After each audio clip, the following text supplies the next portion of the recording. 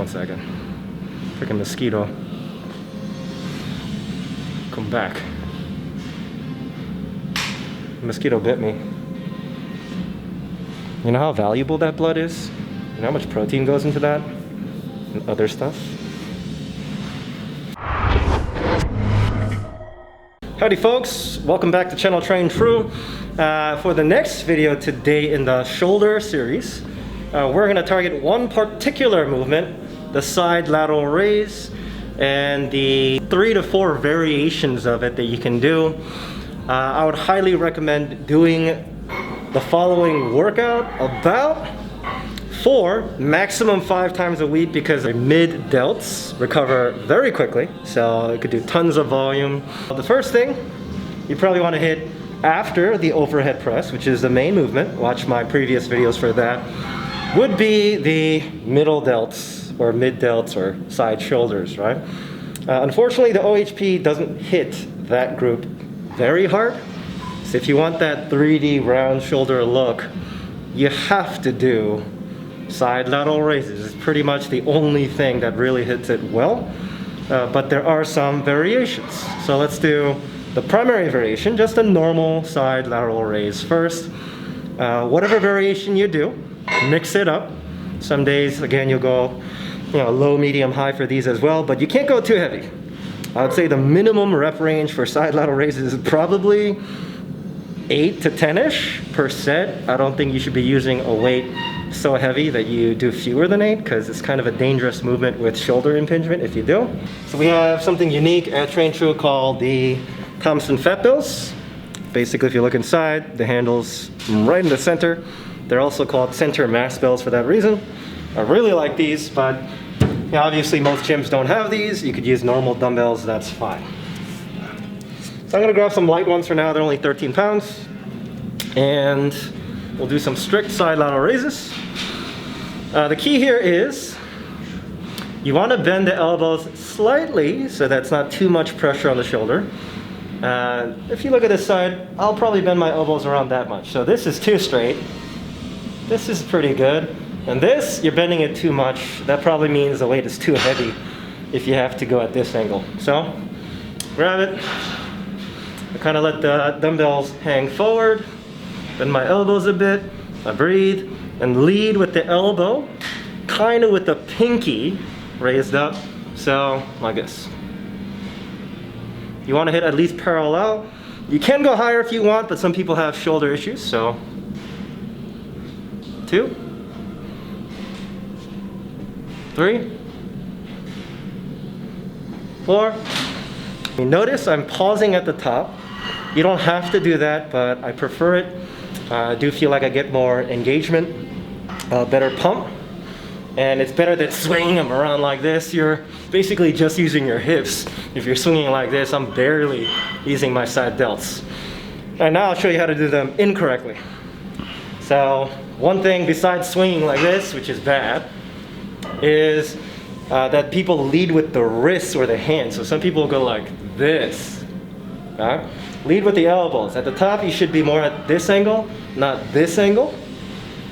So lead with the elbow, pinky up. If you have shoulder issues, sometimes pinky up might feel a little awkward, so you don't necessarily have to do it. Everyone is structurally different, so find what's most comfortable for you. But get that full range of motion without cheating. Pause, down. Pause, down. And do sets of around 8. All the way to 20, like not on the same day, but on certain days do up to 8, some days up to 20 with lighter weight, and generally 5 sets of this. All right, another variation, when you want to mix it up, is what I call the 1.5, or I mean, I didn't make it up, but it's called the 1.5 raises. So instead you do something like this, up, down halfway, up, that's 1. Up, down halfway, that's 2. You don't have to pause that long. So more like this. 3, 4. These really burn. So you want to probably use a lighter weight when you try these. And mix it up. Some days do the normal ones with a pause. Some days do the 1.5 reps. One other variation you can do if you have something like these, the figure 8 straps. If you have fat bells, obviously even better, but you can do this with dumbbells as well. Sometimes a limiting factor for people is pain in the wrist or the elbow because you have to hold the dumbbell like that, and sometimes they just start fatiguing with their grip. So to take that out of the equation and just hit your middle delts, you get these figure 8 straps. Again, you can do this with dumbbells as well. You know, you loop it around in the middle. And if you look here, don't put it on the hand because that still will fatigue your forearm. Put it right below the wrist. So you see it's past the joint, so I'm not really having to use any of my hand. Same thing there. This is great for the days you're going a little heavier because you can really just hit those delts. But same idea. Start at the bottom, leaning forward a little bit. Lead with the elbow. You can pause. You can do the 1.5 types. I highly recommend these. You can hit the delts so much harder because you don't have to worry about the other limiting factors. Okay, so the final variation of that side lateral raise is with a cable machine. We have this one here, traintrue. Any cable machine can work as long as it starts from the bottom. So if you look over here, you could do it with a handle, the normal handle of course, like that. The reason I don't prefer using the handle is that, again, the limiting factor could become your grip and your forearm and more strain on your elbow. So same idea here. I like to do it this way. I put kind of like a strap through. It could be any strap. I just happen to have one of these.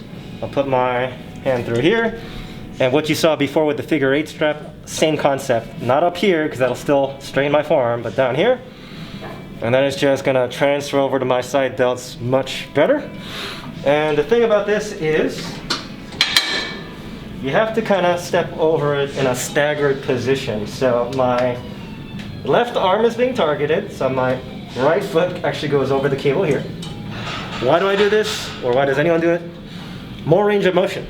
Because if I just stood normally, it's kind of awkward to go like this, but if I stay like this, I can stand upright and it won't hit my hip because that foot is staggered back, right? So here, same concept. Bend the elbow a little bit, lead with the elbow. I'll breathe, raise, and I'll pause in the parallel position. You can go higher if you're comfortable with it. I breathe.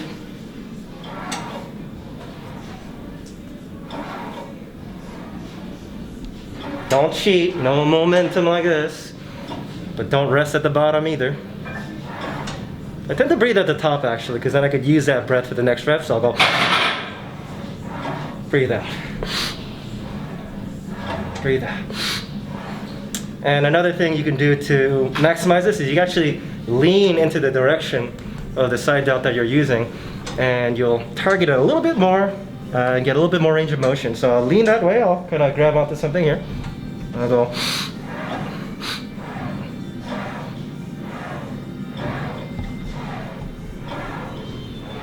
And same concept. You can do the pause reps, you can do the 1.5 reps, you could do lower intensity, medium, high, etc. Anywhere between 8 to 20%. So the reason that I think, and pretty much science proves that the cable lateral raise is better, is that there's weight pulling you down at all angles. Like at this angle, I'm being pulled this way, so there's still tension on my delts.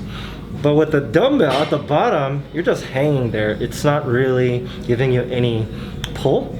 You know, it's just dangling, so there's no activation. So that's why if you can, you should do these more often. And then just do the dumbbells once in a while, just to mix it up.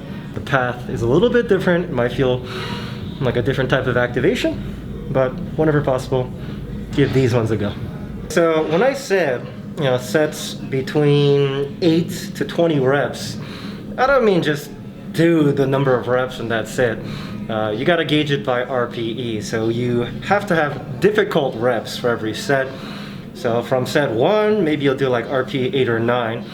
And then by set 5, I think you should just be going all out on the side delts. They do recover very quickly. So don't really have to save anything in the tank for these. By your final set, you should be struggling to get that last rep with good form, not swinging it with your momentum. Swing it. Oh, injury. I'm done. And I highly recommend supersetting this kind of workout with something else on your shoulder or chest day. For example, rows. I'll do a rowing set and then I'll do a shoulder set. And I'll go back and forth to save time because there's really no overlap, so the fatigue doesn't really build up. Alright guys, thanks for watching this side lateral raise or mid-delt video. Just in summary, use dumbbells, use cable machine, hit this movement for about 5 sets of between 8 to 20 reps and do that about 3 to 5 times per week, and your side shoulders should blow up. Alright, please like, subscribe, and see you next time. Peace.